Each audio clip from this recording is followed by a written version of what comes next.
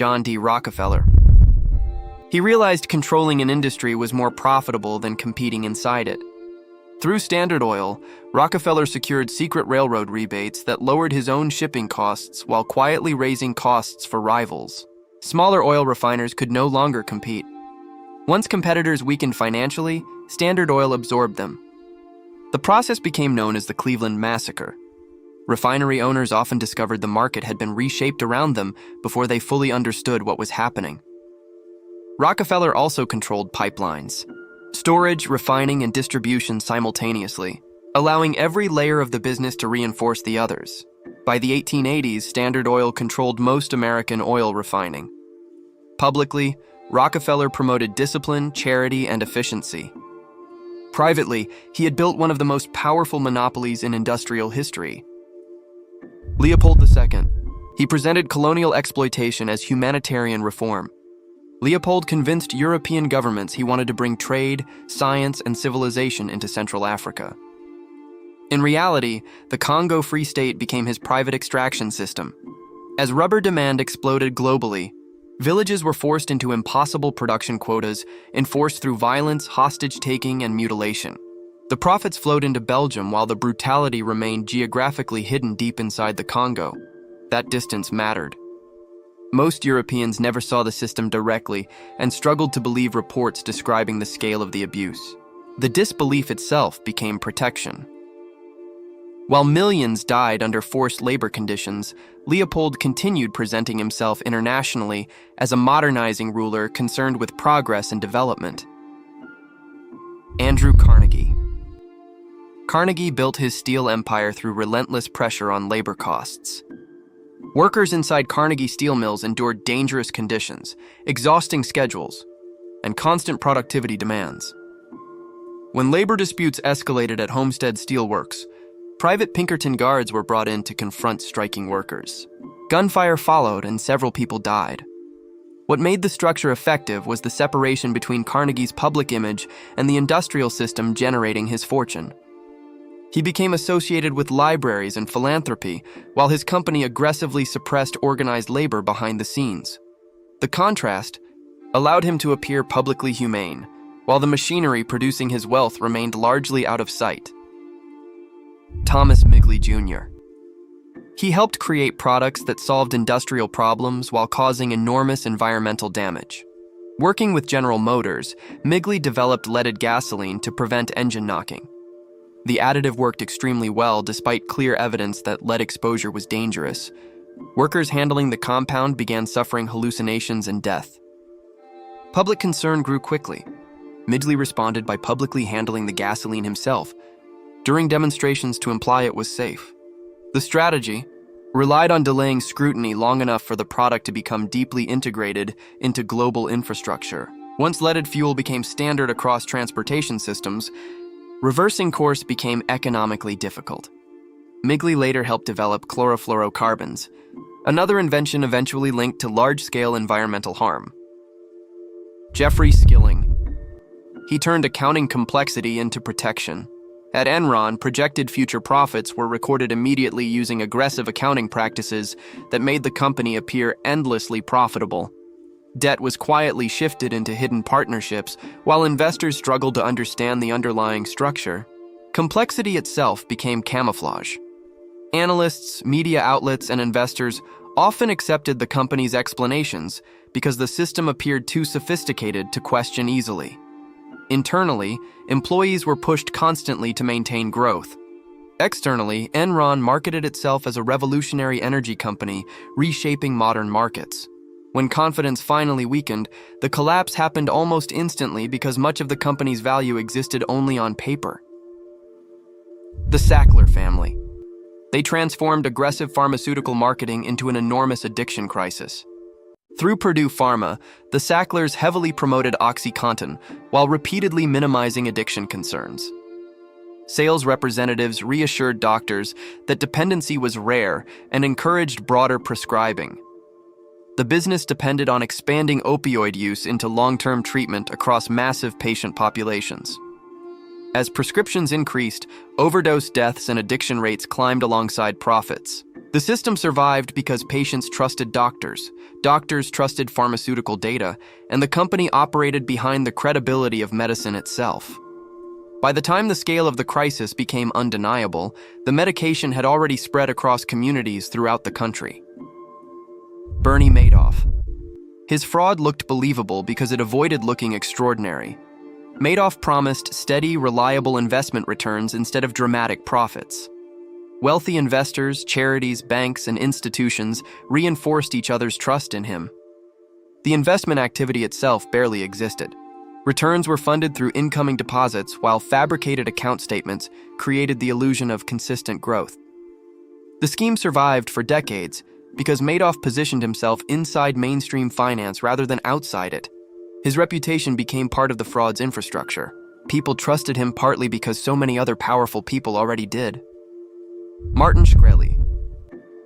He exposed how profitable legal exploitation can become. After acquiring the rights to Daraprim, a life-saving drug, Shkreli increased the price massively almost overnight. Hospitals and patients still needed the medication regardless of cost. The strategy relied on controlling drugs with limited competition while exploiting regulatory barriers that prevented quick replacements from entering the market. Public outrage damaged his image, but changed little about the financial incentives behind the system itself. The structure allowing the price increase remained largely intact. Jordan Belfort. He built a sales culture designed to overpower hesitation. At Stratton Oakmont, brokers used relentless phone tactics to pressure clients into buying low-value stocks controlled internally by the company. Prices were inflated artificially before insiders sold at the peak. The office environment itself became part of the fraud. Young brokers were rewarded aggressively, surrounded by constant competition and excess, and trained to view ethical hesitation as weakness. Energy, noise, confidence, and urgency were used constantly to stop clients and employees from slowing down long enough to think clearly. By the time regulators intervened, the culture had become a machine built entirely around manipulation and pressure. Alan Stanford. He built credibility through appearance before he built it through finance. Stanford surrounded himself with private jets, cricket sponsorships, Caribbean banks, and the image of an international billionaire operating beyond the limits of ordinary finance. Investors were told their money was placed into safe certificates of deposit, generating unusually consistent returns. The operation depended on secrecy and exclusivity. Clients were encouraged to feel they were entering a higher financial world unavailable to ordinary investors. Behind the image, much of the money was being redirected to fund Stanford's lifestyle and maintain the illusion of stability. The bank's records were heavily manipulated, and oversight remained weak for years because the operation sat across multiple jurisdictions. The fraud survived partly because wealth itself became evidence. Investors saw the yachts, aircraft, and political connections, and assumed the fortune must already be real. Ivan Boesky. He realized insider information becomes enormously valuable once greed starts outrunning caution. Boesky built a fortune by trading on confidential corporate takeover information before deals became public. The profits were extraordinary because the trades appeared almost perfectly timed. Wall Street during the 1980s rewarded aggressive risk-taking and rapid expansion, creating an environment where unusual success often attracted admiration before suspicion. Boesky cultivated relationships with investment bankers, corporate insiders, and arbitrage traders who quietly fed information into his network. The operation eventually collapsed when investigators uncovered patterns too consistent to ignore. His cooperation with authorities later exposed wider insider trading systems operating throughout high finance. Harold Shipman. He exploited the one profession people are conditioned not to question. As a family doctor in England, Shipman maintained the image of a calm and trusted medical professional for decades while secretly murdering patients under his care. The structure protecting him was institutional trust. Doctors are granted unusual authority over vulnerable people, especially the elderly and isolated. Shipman used that access repeatedly. Deaths often appeared medically ordinary, paperwork looked legitimate, and grieving families rarely suspected deliberate harm from someone responsible for treatment. He was eventually exposed when forged wills and unusually high patient death rates attracted attention. By then, investigators believed he had killed hundreds of people across many years. Richard Whitney. He understood how much financial markets depend on confidence appearing stable.